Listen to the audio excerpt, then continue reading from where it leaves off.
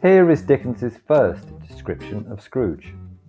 Oh, but he was a tight-fisted hand at the grindstone, Scrooge, a squeezing, wrenching, grasping, scraping, clutching, covetous old sinner. Hard and sharp as flint, from which no steel had ever struck out generous fire, secret and self-contained, and solitary as an oyster. The cold within him froze his old features, nipped his pointed nose, shriveled his cheek, stiffened his gait, made his eyes red, his thin lips blue, and spoke out shrewdly in his grating voice. A frosty rime was on his head and on his eyebrows and his wiry chin. He carried his own low temperature always about with him. He iced his office in the dog days and didn't thaw it 1 degree at Christmas. External heat and cold had little influence on Scrooge. No warmth could warm, no wintry weather chill him.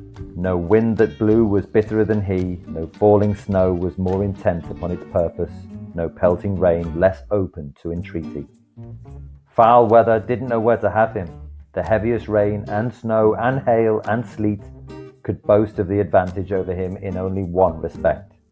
They often came down handsomely, and Scrooge never did. Nobody ever stopped him in the street to say, with gladsome looks, "My dear Scrooge, how are you? When will you come to see me?" No beggars implored him to bestow a trifle. No children asked him what it was o'clock. No man or woman ever once in all his life inquired the way to such and such a place of Scrooge.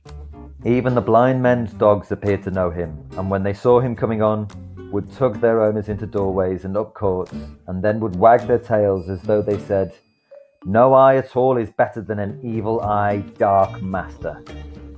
But what did Scrooge care? It was the very thing he liked.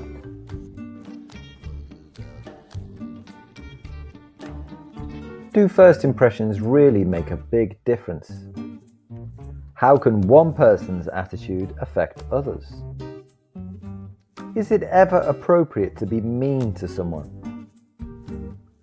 Why do some people choose not to engage with other people? What are the dangers of choosing not to engage with others?